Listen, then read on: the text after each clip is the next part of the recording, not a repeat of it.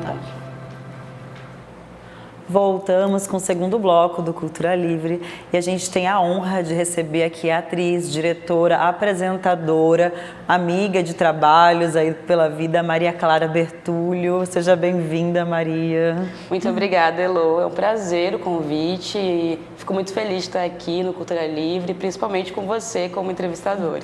Eu que fico feliz de ver uma mulher tão empoderada que empodera outras mulheres e poder estar conversando com você bem na semana que a gente comemora a Semana da Mulher. Né? Então, assim, é uma honra ter você aqui, você que é resistência, que acolhe, que fala e, assim, é uma pessoa muito importante para as artes aqui em Cuiabá. Evoé para a sua arte, para o seu trabalho, é muito importante para a gente, viu? Axé.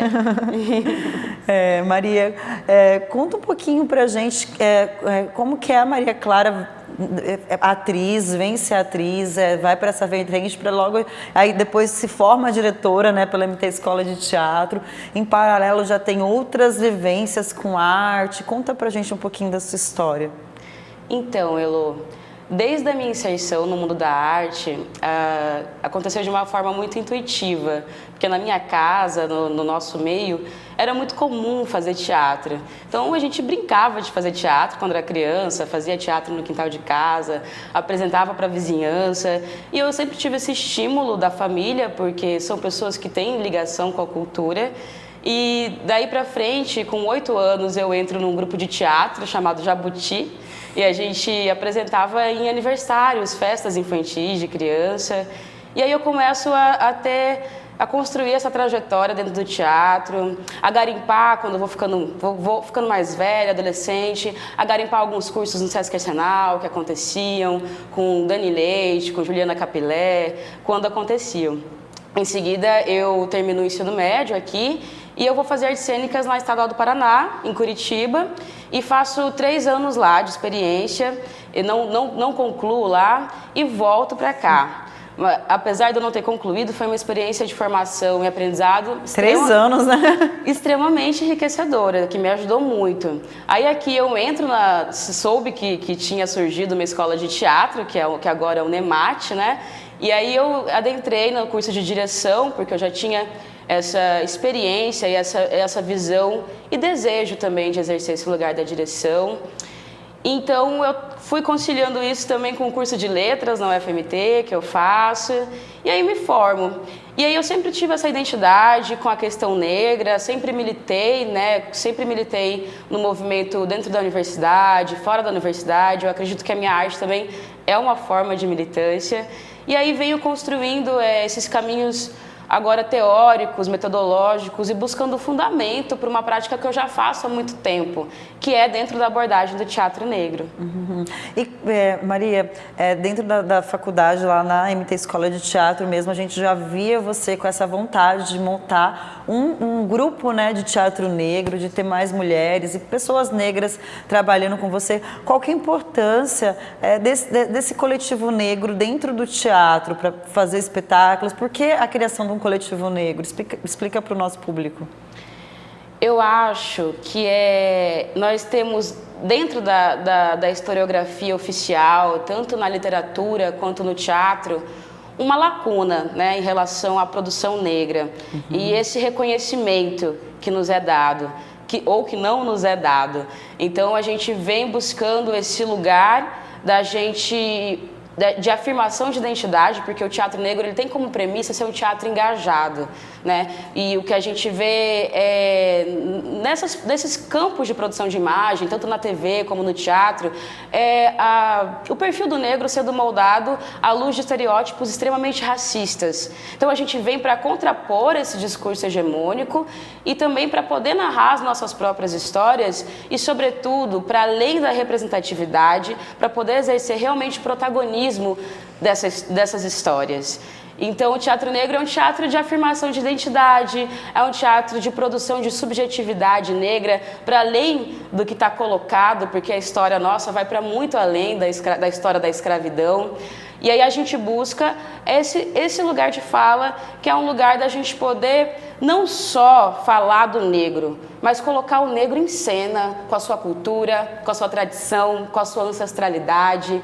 Então é um pouco sobre isso. E que é muito importante, né? Porque a gente sabe que a população brasileira, a maioria dela é o povo negro. Então, assim, é o povo que fez essa história acontecer. E ele está nesse lugar de representatividade, além da representatividade, que é o que você fala, é muito importante mesmo. Parabéns aí pela essa iniciativa de juntar, de pensar, de trazer pessoas junto com você, desde a produção, que é a Beatriz, que está aqui com a gente também aí, e que entra em contato, e empoderar, trazer mulheres que a gente não conhecia e que estão na cena e que é importante, né? Eu acho que é isso também, sabe? Chamar quem está com você na equipe, sabe? Quem são essas pessoas que estão com você, Maria? Assim, eu acho isso é fundamental, né? Como que foi a escolha dessa equipe para ir para o edital? Conta aí um pouquinho pra gente. Então, o espetáculo Contos e Tans e Fábulas de Escrevivências, que foi aprovado agora pela Lei Aldir Blanc, inclusive foi aprovado numa repescagem, porque todo mundo que fez já fechou, né, os projetos. Ele é um projeto que foi acalentado por mim e por outras pessoas por muito tempo. Então, a gente colocou no papel na escolha dessa equipe, eu fui pensar principalmente as pessoas que já têm identidade com a temática, porque precisa ter um mínimo de proximidade com essa temática.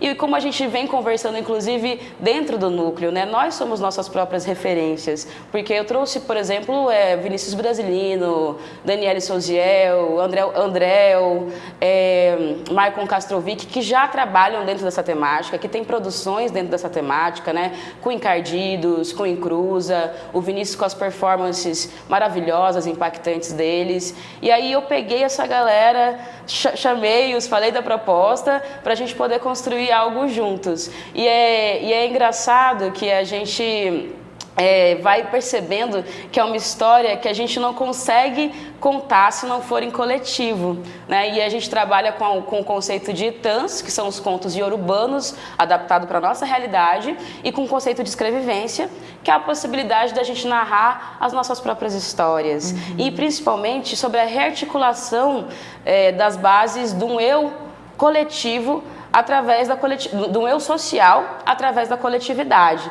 Então, a gente não está falando só de uma experiência individual, mas de uma experiência que a gente tem em comum, né? Em que todos os negros têm em comum. E aí, uma preocupação nossa, né?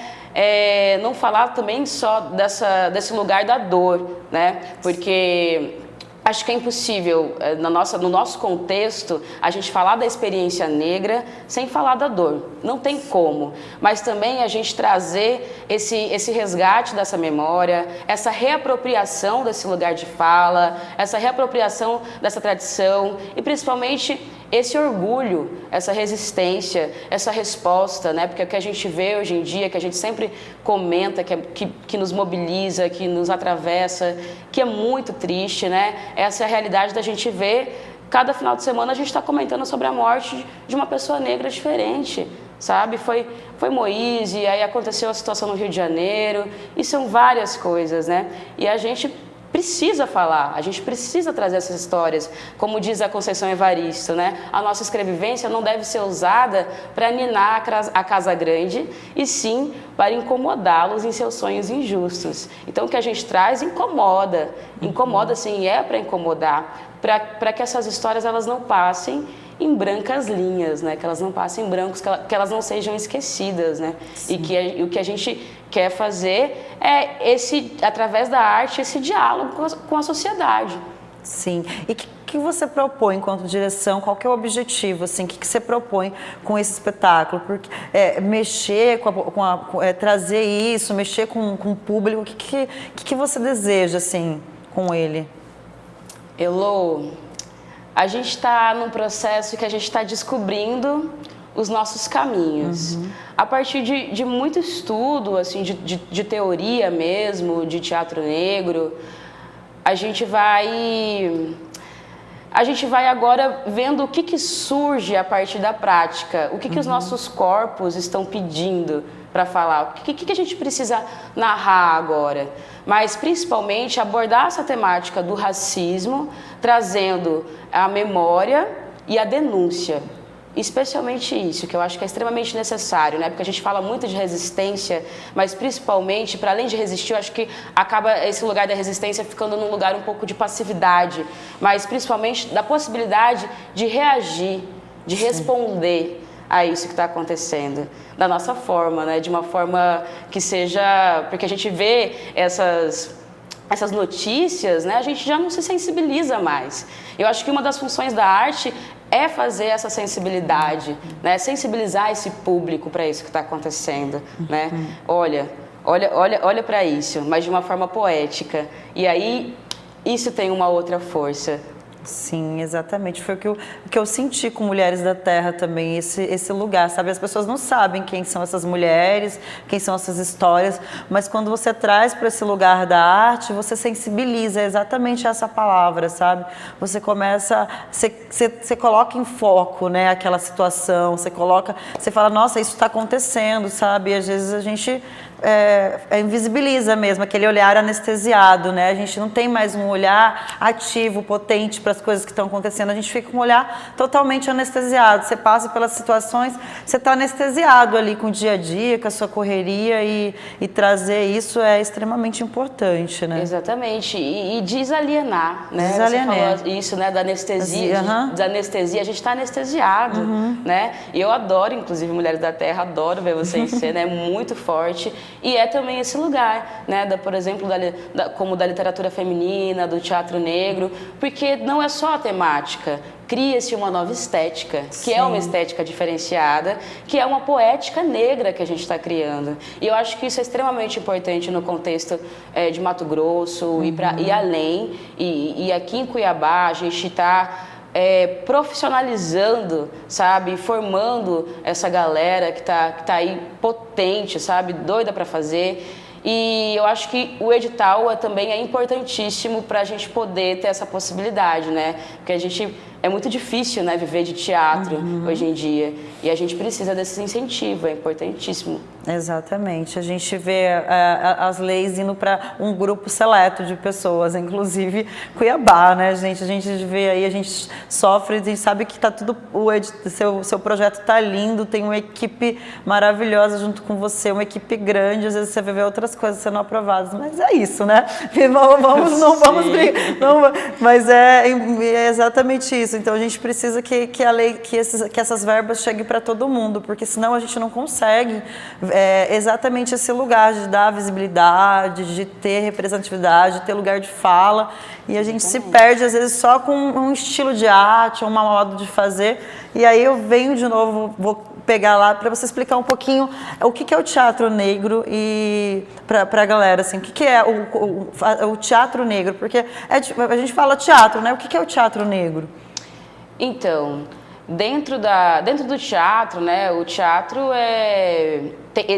tem várias abordagens, né? É um campo de produção que tem várias abordagens. Tem o teatro engajado, tem o teatro negro, tem o teatro feminino, tem o teatro ritual.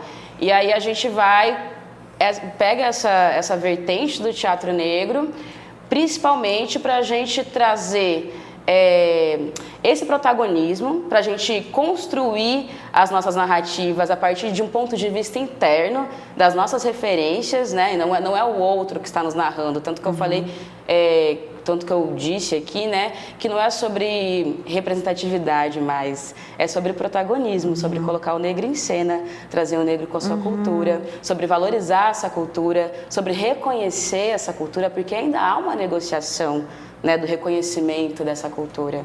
Então, o que a gente busca é, para além de criar um espetáculo, criar também uma corrente de pensamento no teatro que colabore com a construção, com não só a visibilidade, mas com o protagonismo desses sujeitos negros, desses artistas negros que produzem muito. E aí não é sobre dar voz aos que nunca tiveram voz. A gente sempre teve voz. É sobre fazer essas vozes ecoarem, né? E que essas vozes reboem no nosso horizonte de luta, porque também é um teatro engajado e é um teatro de luta, é um teatro de afirmação identitária, e a gente está colocando isso de uma forma poética, dentro de uma construção poética.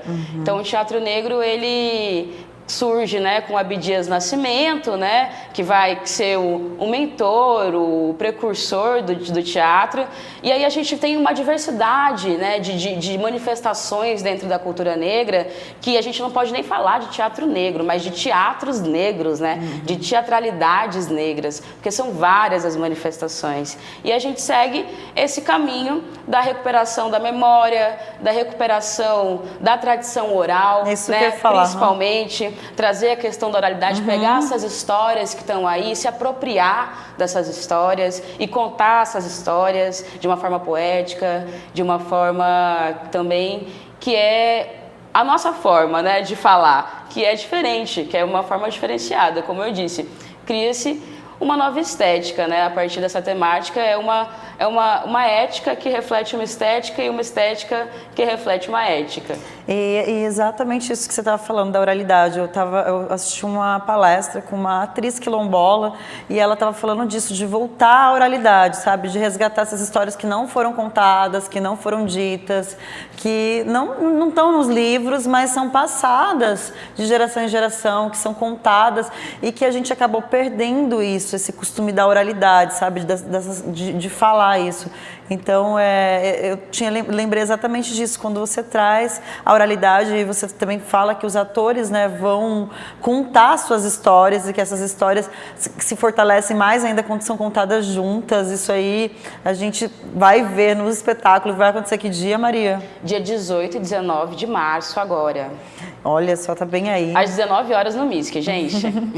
Gente, ó, fica com a gente volta no último bloco para falar um pouquinho mais sobre o espetáculo da Maria Clara, junto com essa equipe super potente que está com ela. Então, fique com a gente no último bloco do Cultura Livre. Até mais.